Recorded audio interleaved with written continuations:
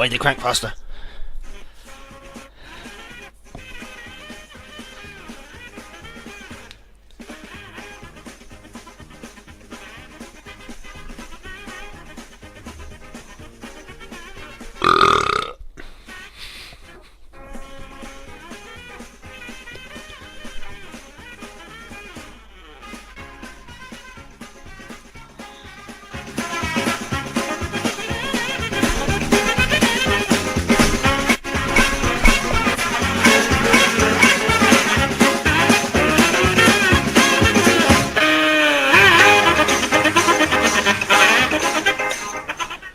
Welcome to the Maggot Show. This is your host, Maggot.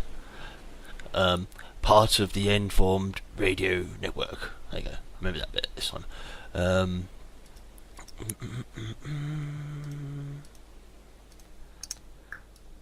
Well, what shall I start with? Oh, I don't know. I think I might start with some news. I'll start in the BBC. There's no particular order to this. I did think about having them in some order, but in order of most sort of controversial and embarrassing. But no, I sort of gave up on it, so it's going to be quasi-random order. Pope aide pulls out of trip after third world jibe. A senior papal advisor has pulled out of the Pope's UK visit after saying arriving at Heathrow Airport was like landing in a third world country.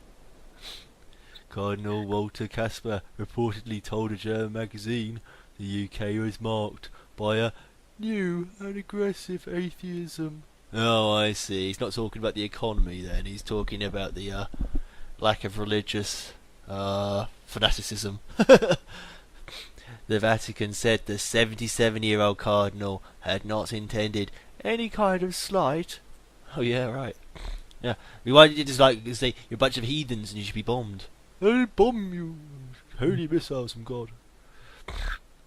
And was referring to the UK's multicultural society. Yeah, like Dr. Strangelove.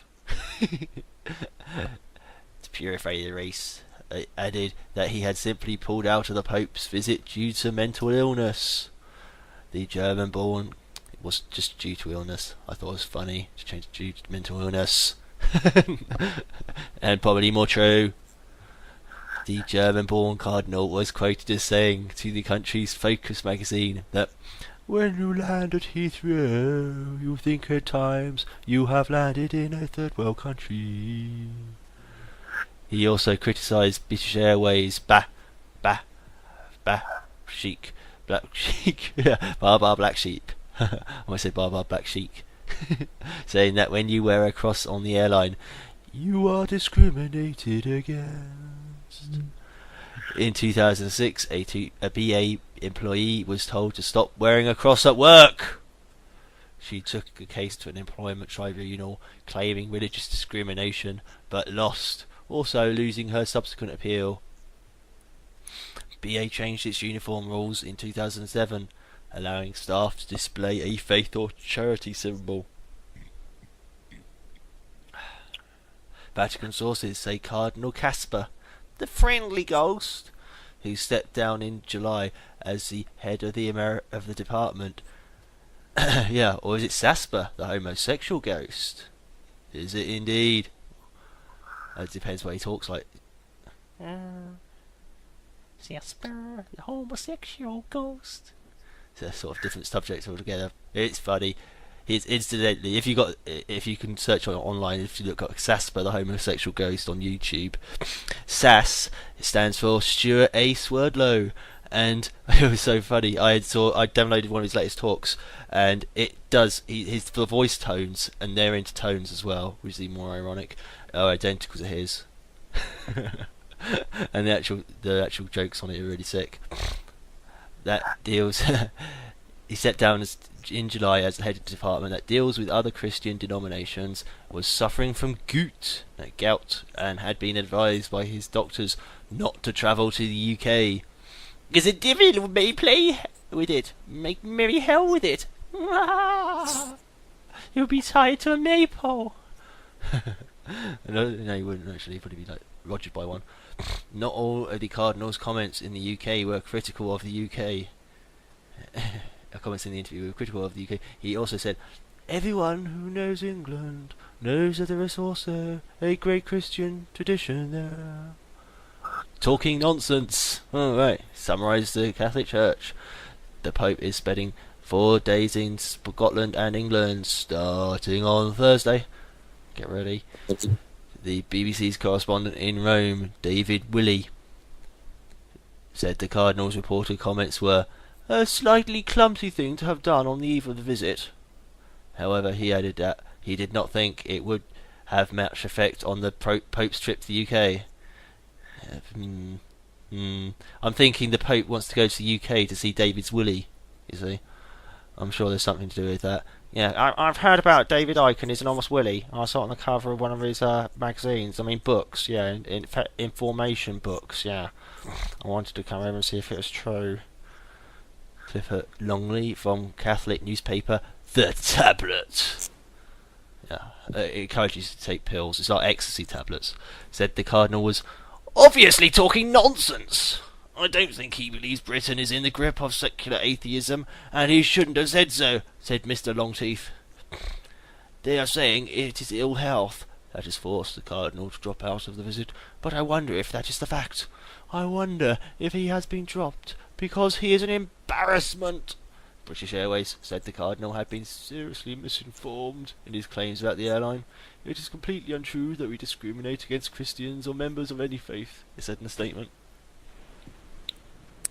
Well, of course, any cross can also be a knife. Next one. BP chief tells MPs Gulf spill was devastating to me. BP's departing boss, Tony Hayward, has told MPs that the Gulf of Mexico oil spill was devastating to him. Mr. Hayward's personal responses to the explosion, which killed 11 workers, have been criticised in the past. On a visit to Louisiana to view the spill's damage, Mr. Hayward had told the reporters he wanted his life back. The Commons Energy Committee is questioning both Mr. Hayward and BP's head of safety, Mark Bligh, on the firm's attitude to safety. Asked whether BP paid sufficient regard to safety matters, Mr. Hayward told the committee that over the past 3 years the company had made a major investment in safety, spending $14 billion, £9 billion, and recruiting thousands of people. And it is undeniably the fact that because of all that, this particular incident is so devastating to me personally, because we have made an enormous amount of progress in that 3-year period, he said. Mr. Hayward's demeanour was in contrast to when he faced the US Congressional Committee, when he appeared crushed and evasive. He was then pilloried for failing to answer the committee's questions. In a veiled reference to that hearing, Tim Yeo, the chairman of the Energy and Climate Change Committee, has warned his colleagues not to use Mr. Hayward's appearance for point scoring rather than serious inquiry. One issue the UK committee is considering is whether UK offshore oil safety rules need to be changed as a result of the Gulf of Mexico spill. Administrative error. On Wednesday, the Financial Times newspaper said offshore inspection records show BP did not comply with rules about regular training for offshore operators on how to respond to an oil spill. Mark Bligh told MPs the issue had been addressed. It is true a handful of people, less than 10, had not undergone all the training, which was mostly a computer-based refresher. Mr. Bligh led an internal investigation by BP into the reasons for the explosion. Yeah, Mr. Bligh, like Blythe, Captain Blythe, Mutiny on the Bounty. It found BP was responsible in part for the tragedy, but also played some blame on rig owner Transcendental Oceania and cement contractor Halliburton. Hell 9000 Burton. No, it was Transocean and Halliburton. Mr. Hayward strongly denied box cutting was a factor in the Deepwater Horizon disaster, telling MPs that safety is the first call on every dollar BP invests. Before we invest in anything, we invest in safety. Mr. Hayward will step down next month from the position of chief executive to be replaced by the man in charge of the Gulf cleanup operation, BP Managing Director Bob Dudley.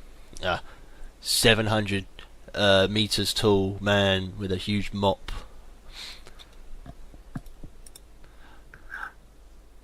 Next one, still BBC. We let it slip.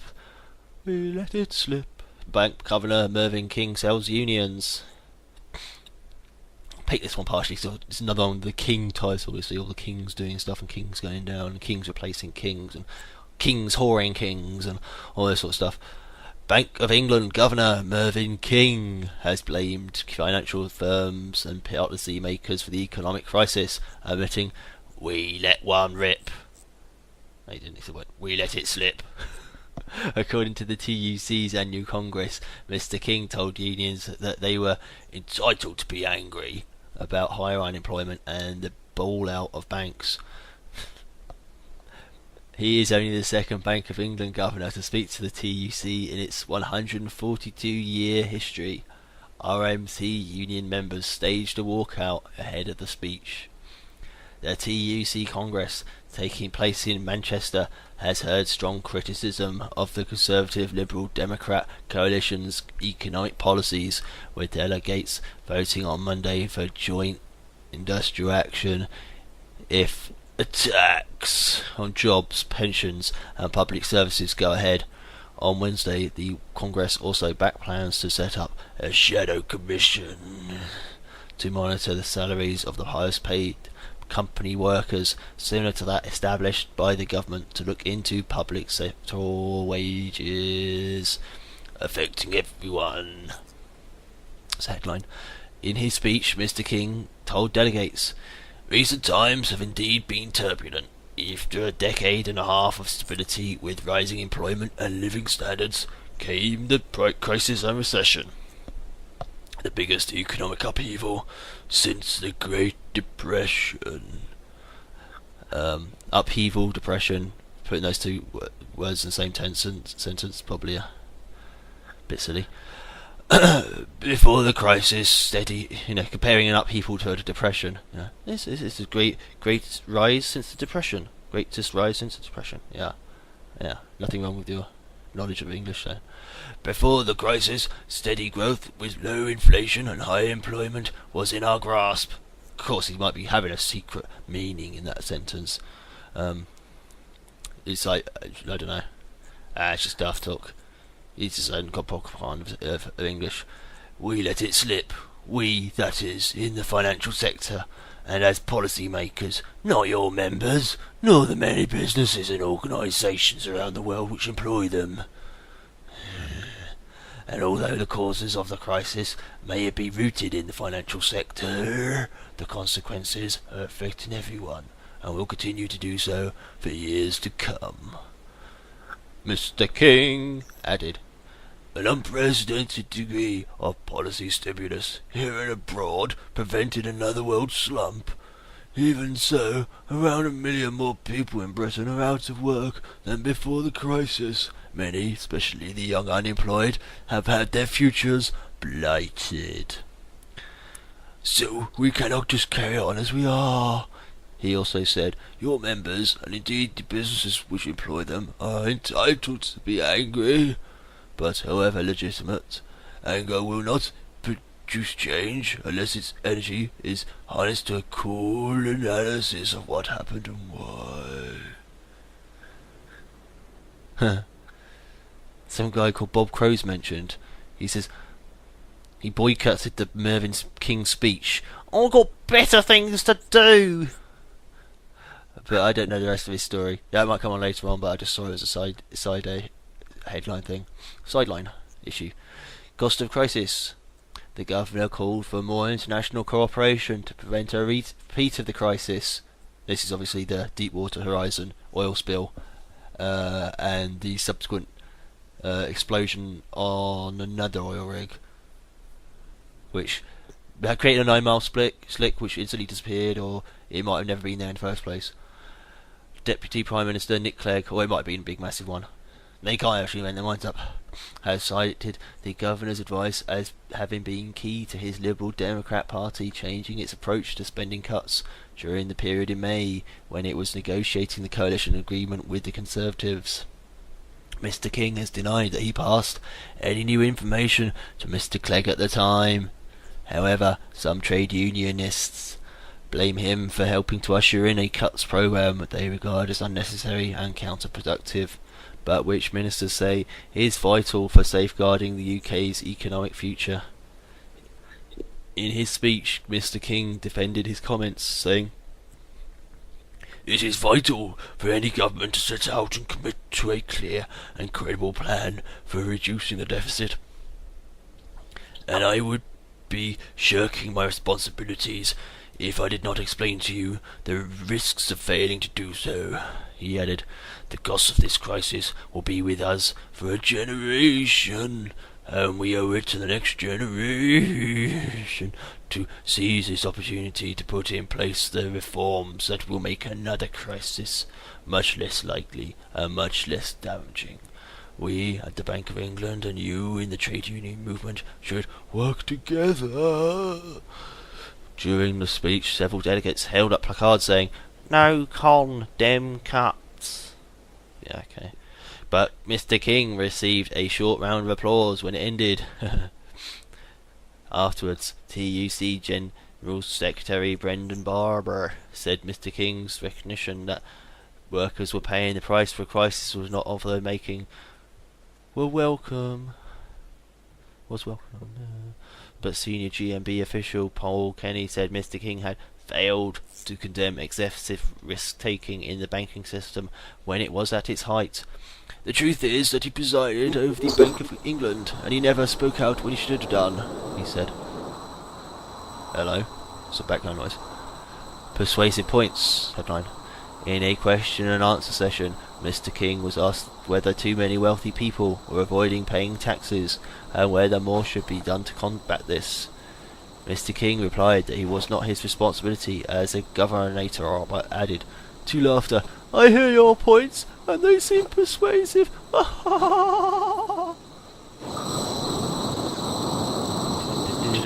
Background noise got louder. Background noise.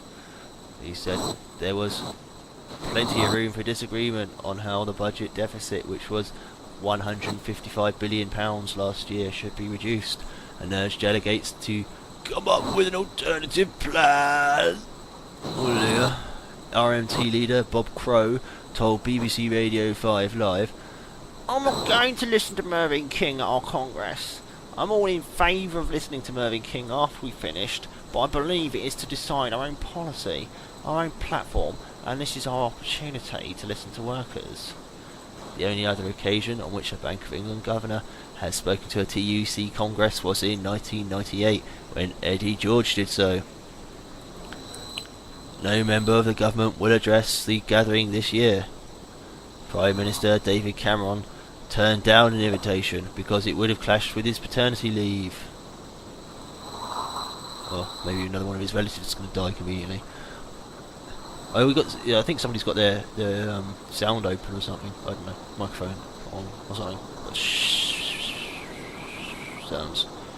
Business Secretary Vince Cable had been due to attend, but his invitation was withdrawn in July. Meanwhile, Mr. Cameron's union's envoy, Richard Balfe, has urged the government to treat workers who lose their jobs as a result of cuts in a humane way, with ministers listening and empathising. He told the Guardian newspaper that many posts could go as a result of natural wastage, adding that the coalition's plans did not amount to cutting the state to nothing.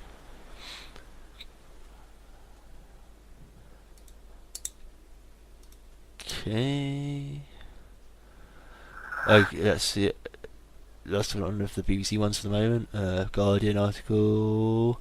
This might be really trivial. I haven't read it through. BP chief Tony Hayward defends North Sea safety record.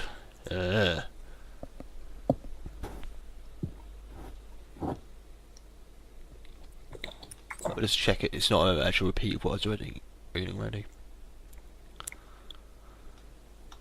Yeah, it sort of it expands on it. Hayward tells committee of MPs that there are no fundamental weaknesses in BP's North Sea operations, saying he has made safety the firm's top priority. The outgoing BP chief executive, Tony Hayward, defended the firm's safety record in the North Sea today, insisting recent criticisms had not exposed any fundamental weakness. In his first UK appearance since the Deepwater Horizon explosion, Hayward told a committee of MPs that disaster had been personally devastating because he had made the safety the firm's top priority, but he was forced to explain why inspections on BP's North Sea installations found some did not comply with guidelines over regular training for operators on how to respond to an incident. So there you go. It's diverting now from the previous article. Department of Energy and Climate Change DEC inspectors also found the firm had not conducted oil spill exercises properly at some of its offshore sites. The Energy and Climate Change Committee is looking at whether the UK regime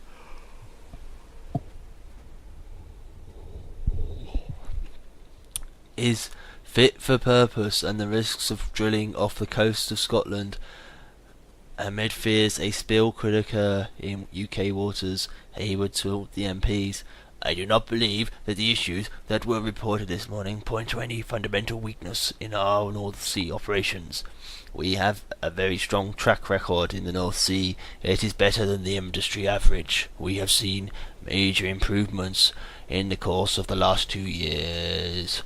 To BP spills, which are a good indicator of safety performance in terms of integrity of plant, have fallen by 20% over the last 2 years, and we now lead the industry in terms of that particular metric in the North Sea." DECC had publicly said that nothing that they identified compromised the overall integrity of the installation or its pollution response provision. He said last week oil and gas industry leaders in the UK insisted there was no case for a moratorium on offshore drilling in deep water here in the wake of the Gulf of Mexico disaster. Bernard Looney, he's from the Looney bin, the managing director of BP's North Sea operations, told the MPs that all criticisms from the authorities were taken very seriously. A handful of people had not undergone some training, mainly refresher courses, because of administrative error, he conceded. Clearly today all of our people are compliant with our training requirement, and we have taken action to make sure that administrative error does not occur. He blamed problems with emergency drills on previous confusion within the industry about what was required from them, which had since been clarified by the regulator. Clearly today we are in full compliance with what is required of us under the law. Hayward has been at the centre of the storm over offshore drilling since the explosion on BP's Deepwater Horizon rig in April, which killed 11 workers and left millions of gallons of oil gushing into the Gulf. The committee appearance follows a fiery session of the US House of Representatives Energy and Commerce Committee in June, where he was accused of ignoring safety warnings, attempting to shirk responsibility, and presiding over astonishing corporate complacency. In July, BP announced Hayward was stepping down as chief executive on 1st of October to be replaced by American Bob Dudley. As revealed, the bill for the disaster stood at £20 billion. An internal investigation by BP into the reasons for the explosion blamed a complex and interlinked series of events involving mechanical failures and human judgments. The probe by the oil giant, led by the company's head of Safety and Operations, Mark Bly, found BP was responsible in part for the tragedy, but also placed some blame on rig owner Transocean and cement contractor Halliburton. Hayward strongly denied cost-cutting was a factor in the Deepwater Horizon disaster. We have found no evidence in our assessment and investigation of this accident to suggest that costs were any part of how this occurred, he told the committee. He went on, we have made safe and reliable operations the number one priority of BP.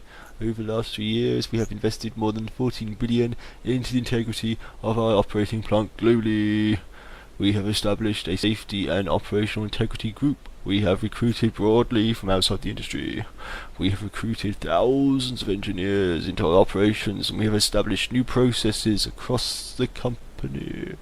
It is undeniably the fact that because of all of that, this particular incident is so devastating to me personally, because we have made an enormous amount of progress in that 3-year period. Get rid of that one.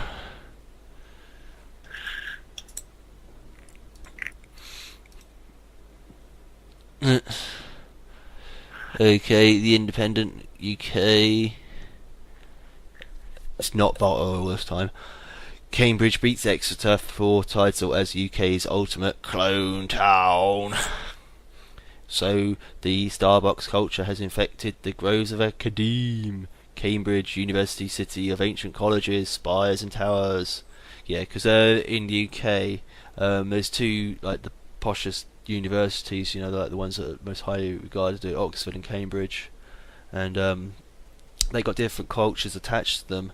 And Cambridge is Scumville, and it's horrible, and everybody that goes there is a devil worshipper and all this sort of nonsense. And Oxford is, of course, amazing. And I went to school somewhere near Oxford, so that's why I'm saying that. 5 years ago, the foundation came up with the concept of clone towns.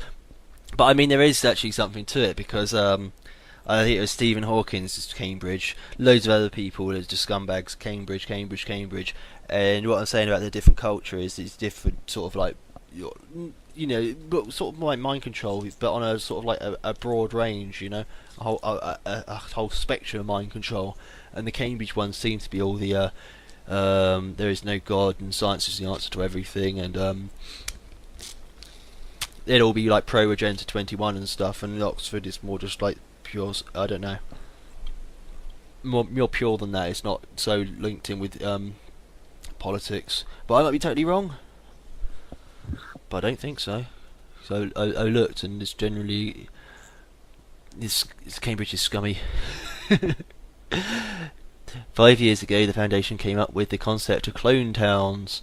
Urban areas which had lost their identity as global and national chain stores drove out local businesses. Just checking the thingy bob. Yeah, little chat room.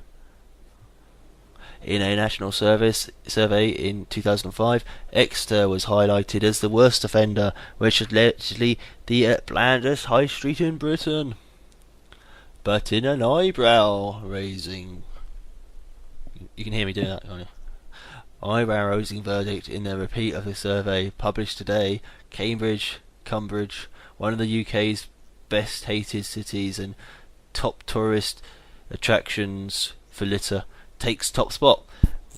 While Cambridge University celebrates 8 centuries of academical mediocrity and intellectual blandness, a tedious homogeneity and encroaching vacant premises characterise the city's shopping centre, says the new report entitled Reimagining the High Street. It goes on. Diversity is a stranger in Cambridge Clones Zone. All our pollsters counted a meagre 9 varieties of shop, the lowest diversity of all 128 of our surveys, with 25 of the 57 surveyed being clothing multiples. This is important because, you know, if that place is the centre of, well, you know, being naive, it's the centre for students, yeah, and students are are the future, all that thing, because they're the people who've got all the brainy ideas, yeah, and they're all the scientists, and they're the future and the hope for mankind, all that rubbish. But if that's the case, then you can sort of like can tell that they would be living in an area that was like exciting and vibrant and stuff, and had loads of variety to it. If the place they go to is really bland, bureaucratic, and monotonous, then so what sort of future have the rest of the people got? Because those people are all going to become like the top scientists, the top politicians, and the top this and the top, wherever you look at the top of any career, they're going to be like, heading for the top. A spokesman for NEF, Paul Hurst, said, "Cambridge is full of wonderful buildings and I've no doubt wonderful people, but the actual shops don't reflect the diversity you'll find in Cambridge as a town. Tourism is a factor in this. It is leaning more towards the international tourist market. But what are the tourists going there for? The sort of shops they will find in Heathrow Terminal 4. This is a warning that local diversity needs to be actively maintained and supported, and won't necessarily survive on its own." Yeah, and of course, all these sort of like the dynamic inventors and stuff, and what do they call it? Heads of industry, captains of industry, and all the people who like come up with like, the new wacky ideas, all different areas of industry. They all get sent to like Cambridge or Oxford, all those top places, and then they get massive backing and stuff. So it looks like the future's bleak for boring Cambridge. But the report was immediately blasted. Damn it. That's nonsense by Cambridge's head of tourism and city centre management, Emma Thornton. Well, you can't trust a whale with a name like that. It is quite apparent that the authors have neither visited Cambridge at all or did not spend very long here. Well, because they couldn't stand it, because it's Cambridge and it stinks of cum, she said. Any serious shopper knows that what sets Cambridge apart as a shopping destination is the fantastic diversity of shops, many of which are independent retailers and real gems. That just like goes against the statistics I just quoted. To Laybridge, Cumbridge, a clone town, is pure nonsense, and that's the biggest thing with Cambridge as well. Is like all the people who come from there are liars. They've been found out again and again lying, and they lie to each other and they lie to back each other up, sort of Masonic style. And it's like, why are all these people lying? Oh, they all went to Cambridge. Oh, they all went to Cambridge within 5 years. Oh, they all shared like dorms and stuff. Oh. So yeah, it's sort of New World Order's best friends. But not just that, the United Nations as well. They always end up with like sort of what do they call compromise for those sort of people. I will certainly be following this up with the report authors, but on the other hand, I think the downside to Oxford is you can't really strike out on your own. I think you've got to have people agreeing with you or something. I don't know. They're probably just as bad, to be honest, but Oxford is supposed to be less bad than Cambridge. The report claims that 41% of UK towns are clone towns, where more than half the shops and stores are chains. It says that Richmond has the most cloned high street of London's villages, with only 5 independent shops. The opposite of clone towns are hometowns, and the best performing one in the survey was Whitstable, Kent.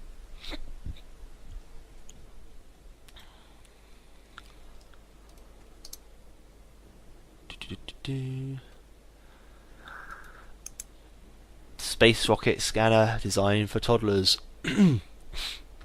by Steve Connor, science editor. Just read it because it was like the Connor family in Terminator.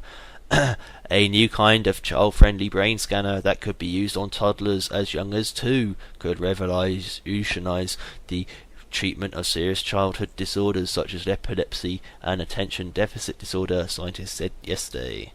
The £1.8 million scanner will be designed like a space rocket to make treatment feel like an enjoyable fairground game, said Paul Furlong, Professor of Clinical Neuroimaging at Aston University in Birmingham.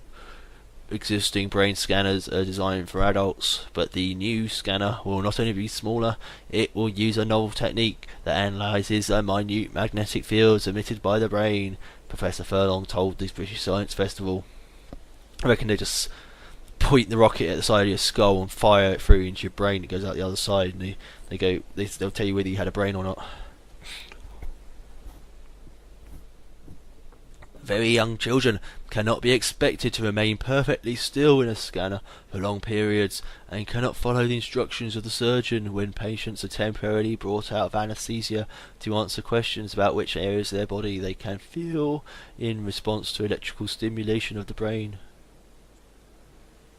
That's into that one.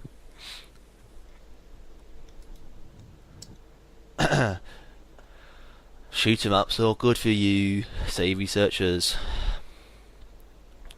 By Jerome Taylor. For many parents, they are little more than the source of our children's tantrums, feet stomping, and long periods of hibernation in stuffy rooms behind closed doors, locked doors. It says. Okay. Yet a new study into the effects of computer games has revealed that fast-paced action games turn us into faster and better decision makers.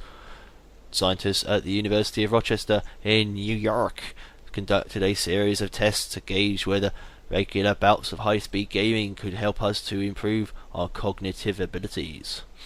The researchers tested dozens of 18 to 25-year-olds who were not ordinarily video gamers, splitting them into two groups. The first group were told to play adrenaline-packed action games such as Call of Duty 2, an Unreal Tournament, in which participants dash around online arenas shooting each other. The second group were given The Sims 2, a more sedate strategy-based game that mimics the pace of everyday life. About 50 hours of playing, both groups were given a series of tests to see whether they could make quicker decisions. Scientists discovered that those who had trained on the action games made decisions 25% faster than their counterparts. They also answered that just as many questions as correctly as their strategy gameplay peers. I'm calling The Sims a strategy game. I never even bothered playing it. It looks so boring. It's not the case that the action game players are trigger happy and less accurate. They are just as accurate and also faster, said Daphne Bavelier, a cognitive scientist at Rochester who has been testing how computer games affect the brain and eyes for much of the past 10 years. Action game players make much more correct decisions per unit time. Yes. If you are a surgeon or you're in the middle of a battlefield, that can make all the difference. It is like basic neurology. I don't know. I don't even need to describe it. You can tell what it's doing from the what it's doing. It's repetitive actions like develop highways in the brain, all that stuff. That's a theory anyway. It's a neurological theory. The findings are significant because they suggest how some computer games, and the faster you do it, the better it gets developed. Often vilified for turning people into couch potatoes, help players to develop a heightened sensitivity to what is going on around them. This benefit, researchers suggest in a forthcoming edition of Current Biology, has repercussions in the real world. Oh no! Such as improving our ability to multitask, drive, read small print, and keep track of friends in a crowd. Though I think they I read small print, I wonder if they mean just like improve your eyesight, which I doubt, or they mean like, sort of read between the lines. I'm not sure. That's a bit cryptic. According to Ms. Bavelier, people make decisions based on probabilities that they are constantly calculating and refining in their heads, a process scientists call probabilistic inference. Before we execute an action, the brain weighs up every piece of visual and auditory information around us, helping to come to an accurate decision. Decisions are never black and white, she said. The brain is always computing probabilities. As you drive, for instance, you may see a movement on your right, estimate whether you are on a collision course, and based on that probability, make a binary decision, brake or don't brake. Action-filled computer games which force the brain to make a whole series of fast-paced decisions in a split second appear to improve our ability to make those decisions quickly. It is not the first time that computer games have been shown to have physical and mental benefits, although until recently most scientific research concentrated on negative aspects such as addiction and whether gaming stunts a child's social skills. Last year, however, the same team at the University of Rochester published a study showing how action games enhanced our ability to see in the dark by improving the eye's ability to detect contrast. More pseudoscience, however. There is also a growing number of studies which show how computer games increase hand-eye coordination. Well, yeah, I thought that would be the most obvious one. Never mind. That's what they said even in the 80s, to improve hand-eye coordination. That's why they came up with all this stuff. Oh, they used in the military. A study of surgeons 2 years ago in the United States, for instance, found that those who played the Nintendo Wii before going into an operating theatre performed better than those that didn't play games. Probably pumping blood around the body and all that sort of stuff. It's got a headline: Computer games, console blockbusters can improve reactions, but not your brain. First-person shooters.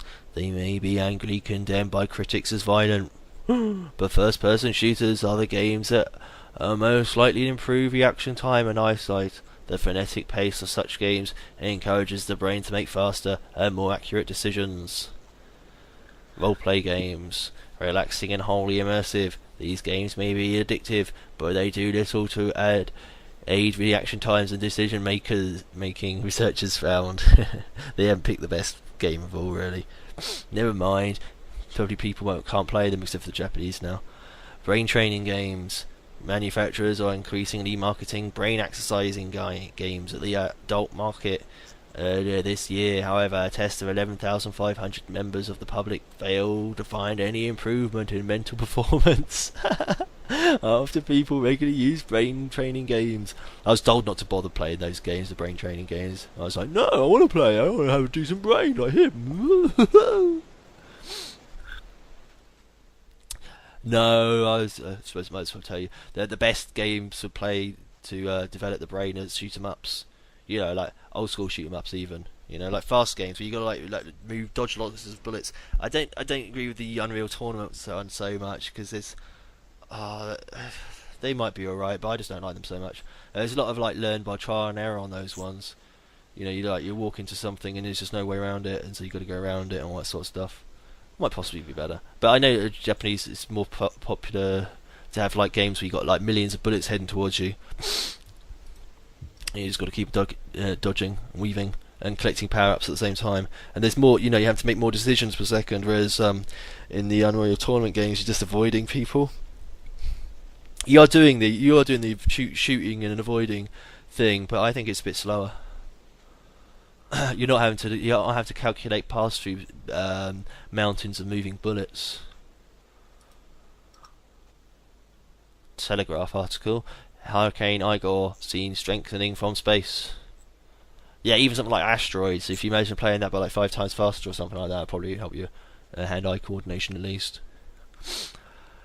Spectacular satellite footage of the Category 4 storm has been captured over the Atlantic Ocean. Even viewed from on board the International Space Station, some 225 miles above Earth, Igor looks an impressive storm. These pictures show the weather formation about 1,000 miles east of the Caribbean's northern Leeward Islands and moving westward over the Atlantic Ocean on Monday. Yeah, and strategy games as well on the computer. They just seem to be like a lot of trial and error. I enjoy them, but it's a lot of like, I'll try this character and take him on a career. Oh shit, I'll have to go back to square one. Igor has continued to intensify with top sustained winds of 150 miles per hour and could become a Category 5 storm in the next few days, the US National Hurricane Center has said. It is too early to tell whether the hurricane will pose a threat to land or God himself. Spinning around in this cloud.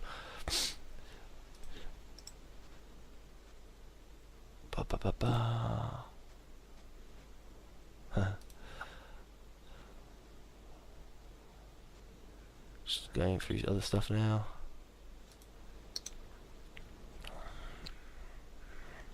This might be rubbish, or it might not be.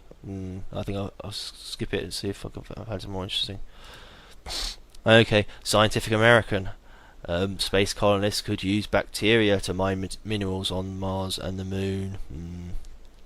Why don't they try over here? Seems more sensible. Scientists investigated several bacterium species and found they not only could thrive on Mars and Moon-like rocks, but could extract elements useful to future extraterrestrial colonists. Yeah, I want development for Earth. By Charles Choi, microbes currently are used in mining to help recover metals such as gold, copper, and uranium. Oh, there you go. Now researchers suggest bacteria could be enlisted for biomining in space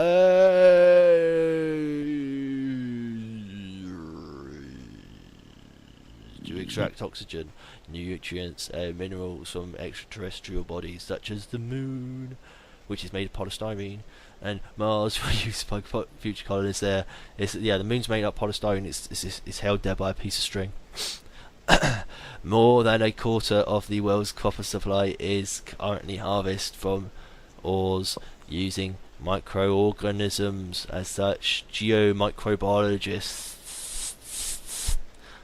Karen Olsen, Francis, and Charles Cockle at the University in Milton Keynes, England, reason that microbes could get drafted for use in space exploration as well. I can just say used. It's just a question of transferring that technology to other planetary surfaces, Cockell said. It would be a way of living off the land in space. The researchers experimented with a variety of cyanobacteria, also often known as blue-green algae, on analogues of lunar and Martian regolith, loose surfaces rock. These photosynthetic bacteria have adapted to live in some of the most extreme environments on Earth, from the cold, hyper-arid Antarctic McMurdo dry valleys to the hot, dry Atacama Desert in Chile, suggesting they might be capable of surviving the rigors of outer space. The scientists investigated 3 cyanobacteria species used commercially as foodstuff or to help plants grow. For instance, Anabaena cylindrica is used as a natural fertilizer in rice paddies. They also studied species adapted to more extreme conditions. One strain was taken from Nubian sandstone in the Negev desert, whereas 3 others are originally found growing on limestone cliffs in England were launched 300 kilometers into low Earth orbit and exposed to vacuum, cold, heat, and radiation. All the microbes were then grown with water on a variety of rock types, including an orthosite from South Africa, analogous to lunar highland regolith, and basalt from an Icelandic volcano, similar to lunar and Martian regolith.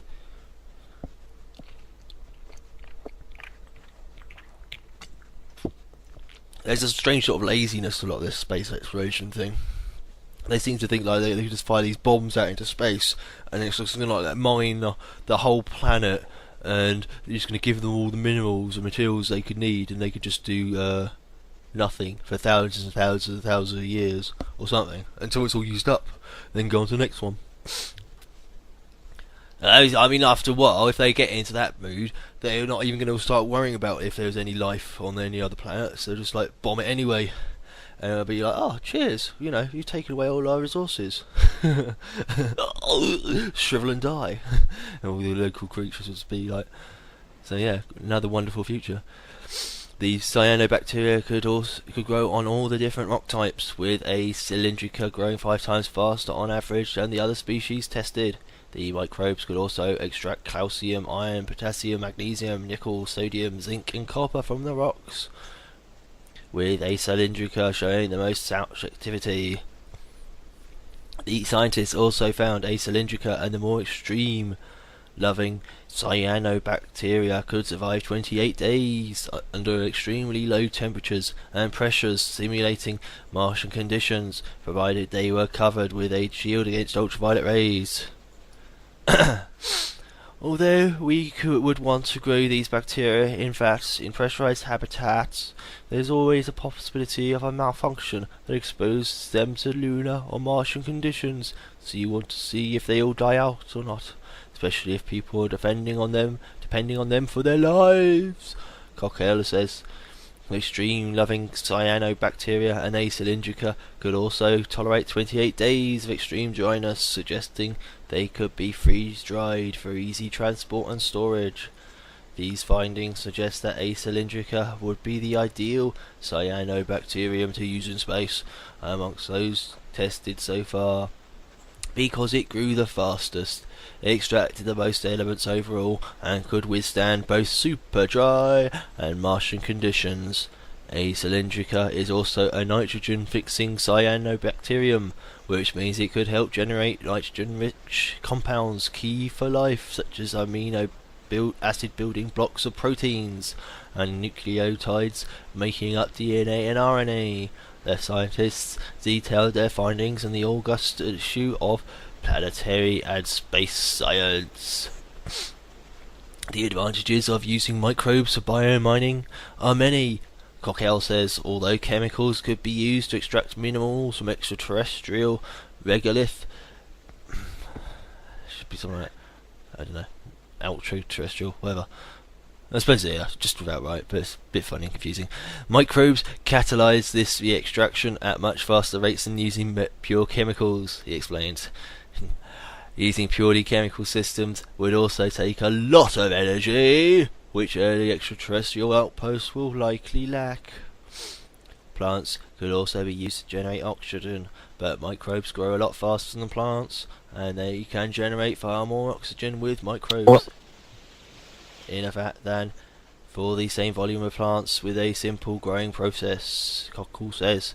Also, cyanobacteria may not sound palatable, but one species the researchers tested, they should have tasted it as well, Arthrospira platensis, is edible and tastes a bit like seaweed, he adds. For those who might not think of cyanobacteria as fine cuisine, microbes can still be used to break down rock and make it better for crop growth, he explains. We will not be able to colonize either the Moon or Mars without development of cyanobacterial biotechnologies, says astrobiologist Igor Brown. That's another reason I wanted to read it, because it's Igor. Master, who did not take part in this study. So why is he talking? He had nothing to do with the study. Master, I had to report it to you. They're trying to build stuff to escape.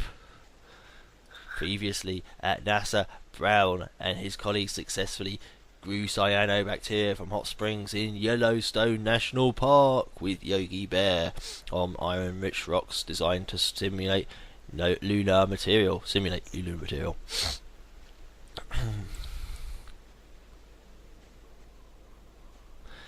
There are processes one could use to dissolve lunar regolith with special chemicals, but the cost of delivering such compounds to the moon is enormous. Well, it should be enormous, but never mind. Brown says, that is why we propose using just vials of microbes instead. Scientists could also genetically engineer new microbes that are even better at biomining, he adds.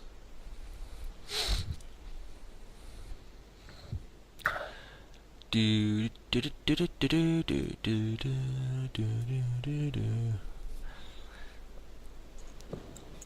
got another one, it's in Los Angeles Times.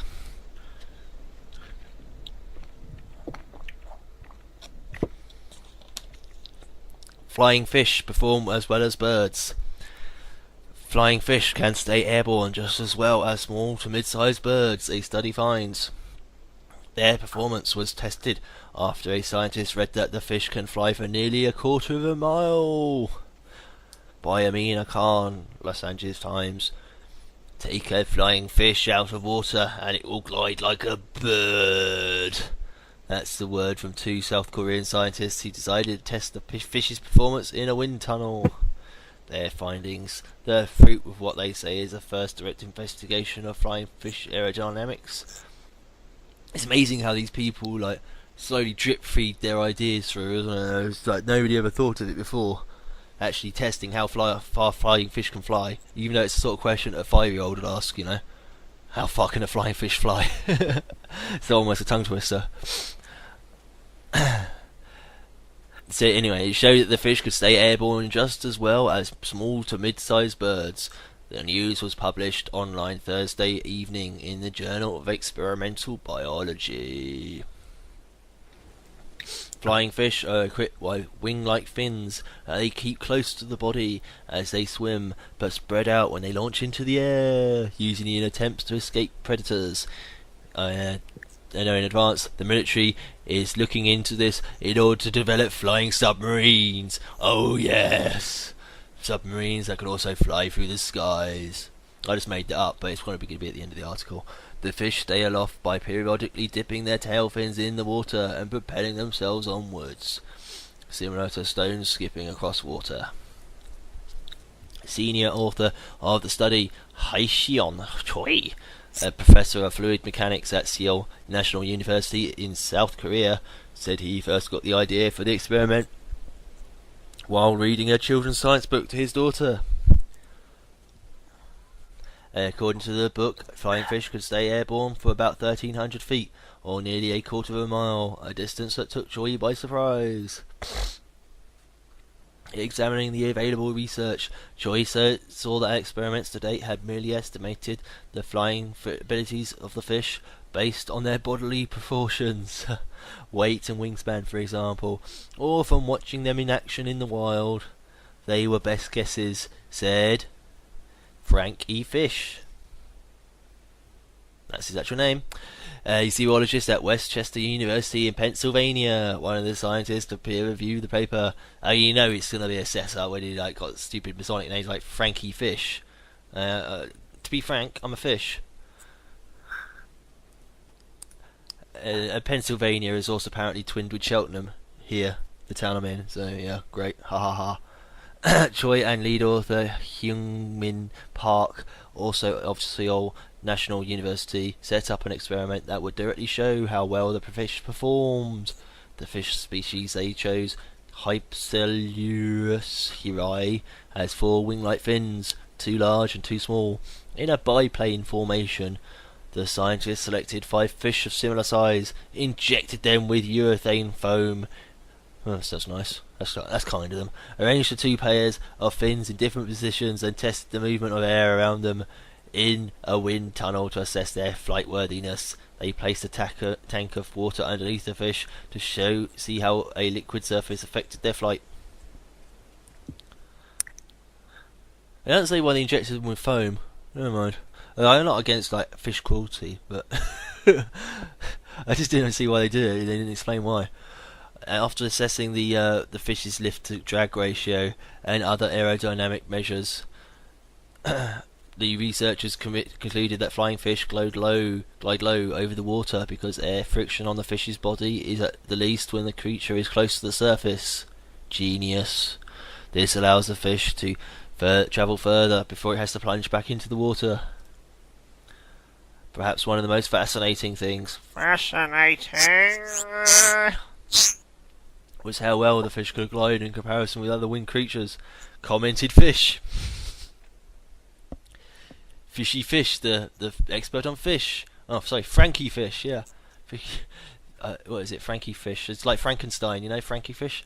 I can't get over his name. Yeah, this talking fish said, yeah, now we're talking to the fish. The lift to drag ratio, which essentially measures how much horizontal distance is travelled during descent, suggests the fish can glide better than insects such as a dragonfly, as just as well as birds such as the petrel and wood duck. Choi said the study's findings have practical application as well. We want to apply the concept to existing airplanes which fly very near the water surface, he said.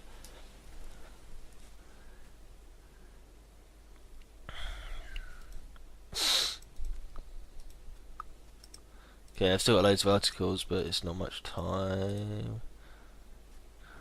Just check things. Just try and find a quickie one to end with.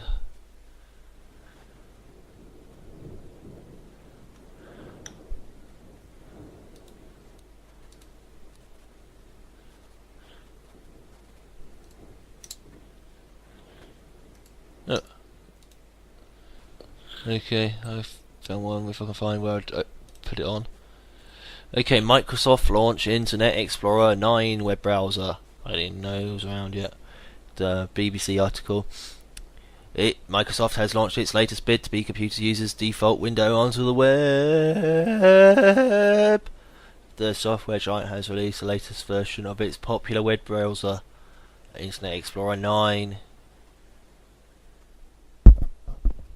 Am I off air? I'll wait until 9 o'clock anyway. It doesn't matter, I record this.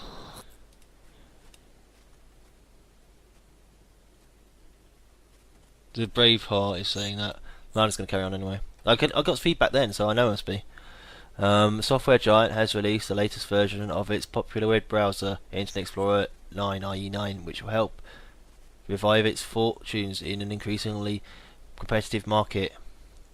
It hopes. Sort of like sentences all scrambled on that one. Since 2003, the company has seen a 97% lead dwindle to 60% today. It will compete with new versions of other popular browsers such as Mozilla's Firefox and Google's Chrome. Google Chrome now commands more than 7.5% of the market, despite only being released in December 2008. Mozilla, which has recently launched a test version of Firefox 4, has nearly a quarter of the market and in some countries is the dominant web browser. Many browsers received a boost when the European Commission forced Microsoft to offer users of its Windows operating system a choice of browser rather than Internet Explorer as a default. IE 9 will initially be released as a beta or test product. Oh, that's nice of them. Ina fried. Ina fried. I'm sure there's a joke in there. Ina fried. I don't know. Inside, yeah, my fried insides. Who covers Microsoft for technology site CNET said the new software brought Microsoft back in serious browser contention. Internet Explorer still dominates in market share, but they have been losing out for years to Firefox and more recently Chrome, mainly because of where they were on the technology front. She told BBC News this release gets them back in the game technologically and really takes advantage of Windows. I just like doing that sometimes. Stutter. The question now that they have a better browser technologically is whether they gain back some of that market share. Okay, where's 9 o'clock now?